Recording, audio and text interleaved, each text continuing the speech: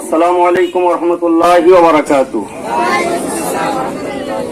নাহমাদুহু ওয়া নুসাল্লি আলা রাসূলিল কারীম, আম্মা বা'দ।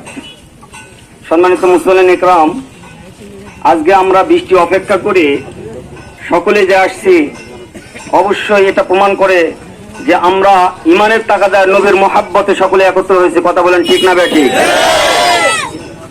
সম্মানিত মুসলিম ইকরাম, আপনারা অবগত আছেন যে আমাদের পার্শ্ববর্তী দেশ ভারতে আহমদনগরে রামগিরি মহারাজ আমার নবী সম্পর্কে যে কটূক্তি করেছে, মুসলমানের শরীরের মধ্যে তারা আগুন ধরে দিয়েছে। কথা বলেন ঠিক না বেঠিক?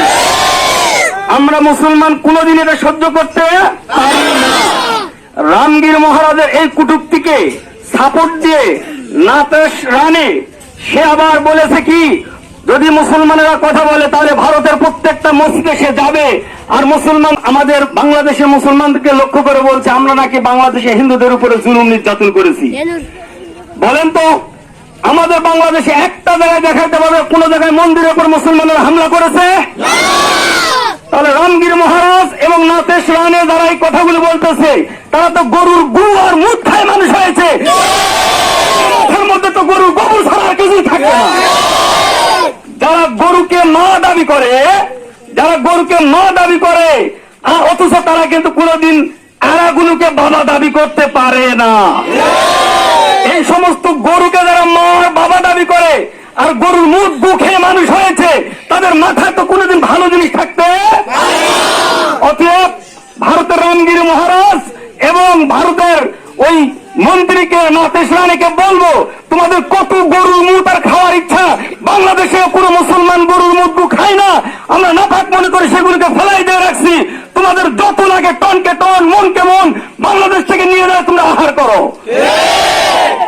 আর যেটা বলবো, যদি তোমাদের দেমাগ এখনো ভালো না করো, ভারতের মুসলমান বোম্বাই থেকে তারা দেখাই দিয়েছে কিভাবে তারা অ্যাটাক করতে গিয়েছিল।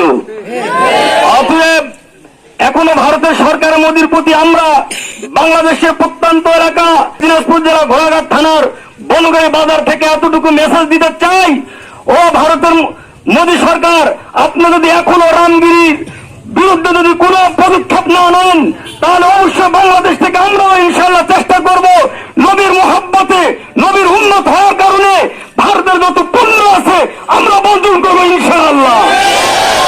সম্মানিত শুধু নবীকে যত মহব্বত করি, ভালোবাসি, এই মহব্বতের ভালোবাসার খাতিরে আজকে আরেকটা মেসেজ দিতে চাই।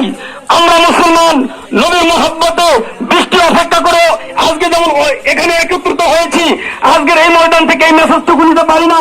সামনে যে হিন্দুদের যে পূজা আসতেছে, এই পূজায় আমরা মুসলমানেরা কেউ যাবো না, আমাদের পরিবারকে যেতে দেব না। আমাদের মুসলমানের কোন সমাজের ব্যক্তি গেলে তাকে অবশ্যই প্রতিরোধ করে তুলবো ইনশাআল্লাহ। যেহেতু আরো অনেক বক্তা আছে, আমি সংক্ষিপ্ত ভাবে এতটুকুই বললাম। আল্লাহ পাক নবীর মহব্বতে, আল্লাহর মহব্বতে কমস কম এতটুকু আমল করে নবীর মহব্বত প্রকাশ করার তৌফিক দান করুন, আমিন।